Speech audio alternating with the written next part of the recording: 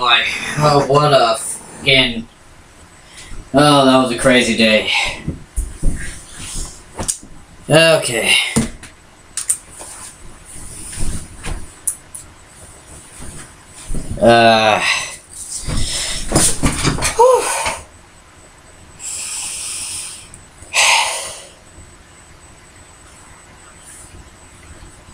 Wait, what? We already started recording? Oh, so we did. Oh. I see. Well, this is sort of awkward. I normally never walk in when we've already started recording. Why didn't you guys tell me about this? Oh. I wanted it to be a surprise. Well, let's get started then. Hey guys, what's up? Arceus Knight here again, coming to you with another, well, fanfiction. And, well, this one's actually kind of short. Well, actually, it's 3 pages, but nevertheless, it's going to be amazing. This one is called The Gamer and the Singer. A story by my, well, a close friend of mine who actually, we talk a lot on social media. His name is Sacrament Rose. You should go follow him on Vim. Anyway, let's get started. Nope, that's not gonna work.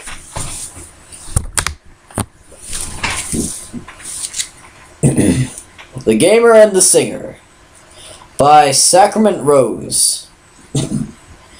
It was a cool, crisp morning in Ponyville, and a few clouds dotted the sky. A fragrance of roses and wet leaves washed through the town, reviving feelings of fullhood as children ran about in the leaves. Adults galloped with their deliveries as winter was said to be a nasty one.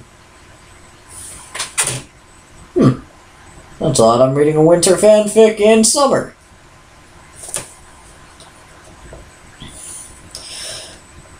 There were storms to come from the south, and a high wind that would almost certainly damage homes, crops, and stores. As the other children played, a young colt sat alone, playing a handheld device.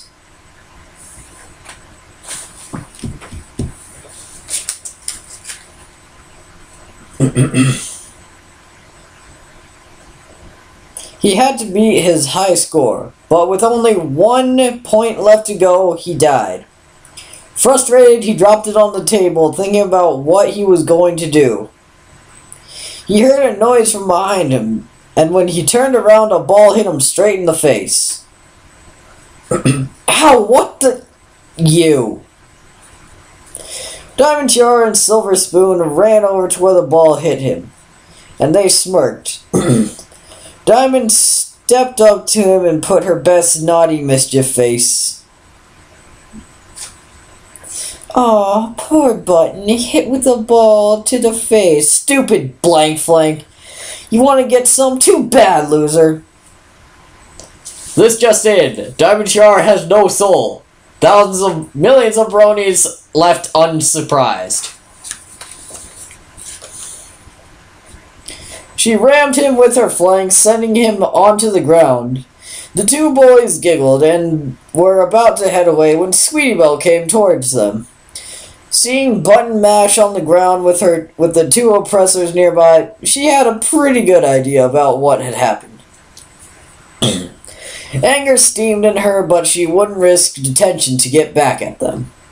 Instead, she walked up to them and put on her best innocent face. Hey, did you knock him over? Because I can guarantee you a visit from Princess Twilight Sparkle if you did. I can guarantee it personally.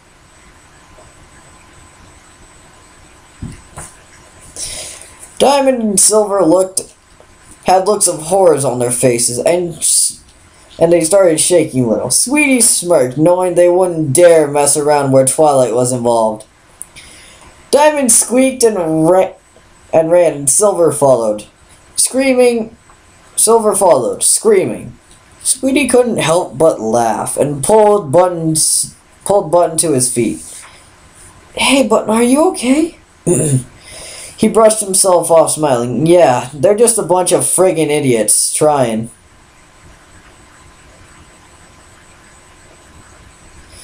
To get around in the real world, but their money can't save them. Anyway, how are you today, sweetie? Belle? I'm fine, though running into that kind of ruined my day for me. That's the bell. See you tomorrow, maybe? Buttons blushed on his brown, buttony face. Yeah, sure. The rest of the day went on without much happening. They did bid each other farewell. Sweetie went home laughing about the... For fuck's sake! Laughing about the blush that Button Mash had exhibited, and wondered if he had bothered to notice his not so little problem. She doubted it, and giggled at his fail. Meanwhile, at the same time, Buttons was heading home. He just couldn't get the thought of Sweetie's face off his mind. They went to bed that night dreaming of each other's faces. The next day. Or evening. The evening was mild and cloudy, and leaves whipped around the air. It was Saturday. Fillies ran around in the leaves, up trees, around lampposts. Buttons Mash was taking a stroll, enjoying the crisp air and the crunch of the leaves under his hooves. As he walked, he thought of Sweetie Belle. They had known each other for some time now. They were rather good friends, and they liked each other's company. He supposed they could have a relationship if they wanted to, but complications, an example, the dastardly duo could arise. He was on his way to Sugar Cube Corner, after being tormented at school again. Damn, if I didn't want to get him back, but what could I do? I don't want to have any glass swords or anything else. Oh wait. He mentioned glass swords, so there's probably a Fire Emblem reference to that. He guessed he could make do with a stick, but at the moment he arrived at his destination. Sitting in a booth, he took his handheld out and tried again to beat his high score. But at that moment, he heard Sweetie Belle walk in. He suddenly forgot all his previous objections and peeked over the seat. Hey, Scooter, that was rather cool when you flipped over that roof. Really? She could flip over a roof on a scooter with those tiny chicken wings? Well, I guess anything's possible now that the multiverse theory is canon. It was nothing. Rainbow Dash could have done it 20% better. That 20% reference isn't getting 20% better. The two fillies headed towards the fuck. I'm 27 and my voice is breaking. It seemed as if Apple Bloom had to be somewhere else, which suited Buttons just fine. He watched them for a while until Scootaloo left, and it was just Sweetie Belle there. He decided it was now or never, and walked over to her. Hey, sweetie, said Button, what are you doing here? Sweetie Belle was surprised, but smiled when she saw Button's face. Hi, Button, I was just here because I had some spare bits, and I was actually kind of looking for you. Button was surprised, even more than Sweetie. She had looked for him? He was much happier now than ever, because his heart was beating faster. He tried to find those words, but they weren't there. Stammering... but they weren't there. Stammering, he got them out. You looked for me? Why? Because, Sweetie said, smiling, I wanted to hang out some more. Just you and me. Come on. She led him out of the confectionery, and the sun was setting over Equestria. They walked for a while, talking about their day, their family, their lives. Sweetie Belle had been getting into gaming and wanted to know when the Pegasus's Row... Oh, God. When the new Pegasus's Row game would be... Oh, God, that is the worst Saints Row reference. But whatever. Actually, no. The worst reference would be if someone was walking around with a giant sword that wiggled and shaped like a purple dick. When the new Pegasus's Row game was coming out, they talked of home life as well, until Sweetie found her destination. The hill just outside of Ponyville was perfect for stargazing, and a lone tree stood on top. They sat down under it and gazed upwards. The stars twinkled overhead, and they cuddled together. As they continued gazing, Sweetie had a question. Button, how do you think of me? Like, what am I to you? Well, said Button, I really like you, and I have since I met you those months ago. I think of you as a bit of more than a friend, but I've been afraid to say that to you. You're pretty nice and very helpful where you can be. I enjoy listening to your voice when you sing. So what do you think of me? Well, you're really cute, especially when you blush. You're funny, and you have a really funny voice when you joke. And I really enjoy being with you, and I think I'd enjoy it if it could last longer. Sweetie blushed, knowing she'd sounded a bit mushy, but Button didn't seem to mind. He just smiled. Oh, he just snuggled back, and they saw a star. One single lonely star fly across the sky. But then another one joined it, and soon many stars were cascading across the sky as the shower of stars danced across the heavens.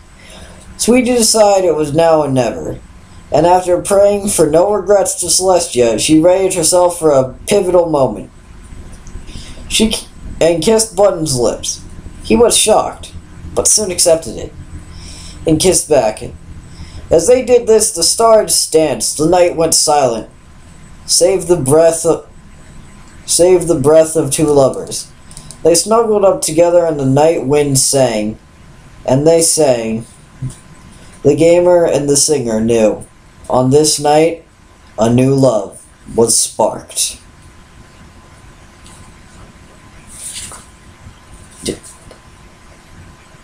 Okay, my crew left. Well, actually, my crew is just one person. Knights, you better get back in here! Knights! Don't leave me here! Well, fuck you too, Knights. I didn't want to... He's so independent. He's so undependable. Well, anyways, guys, that was The Gamer and the Singer. A really short fanfiction compared to what I normally read. My normal fanfics are around 35 minutes, so I'm gonna just, fill some time. So, as you guys probably know or don't know, well, you guys probably don't know, but I'm planning on, going to BronyCon this year. Hopefully. I just need to get my, work's permission to take those days off. And also, I'm gonna start branching out more. Instead of doing just My Little Pony fanfictions, I'm gonna be actually adding some other things to it, like Pokemon maybe. And, well, yeah, you guys probably don't know this, but I actually work in an animation studio. I haven't told you guys this, but a lot of my friends online know this. And, actually,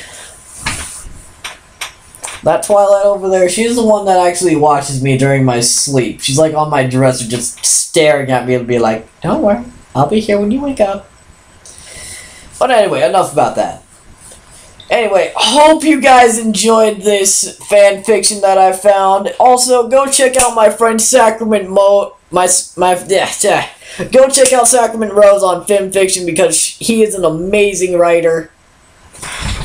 And also, just wanted to say, if you like this, click that like and that subscribe button. I greatly appreciate all your support. And thank you. I'll see you guys next time.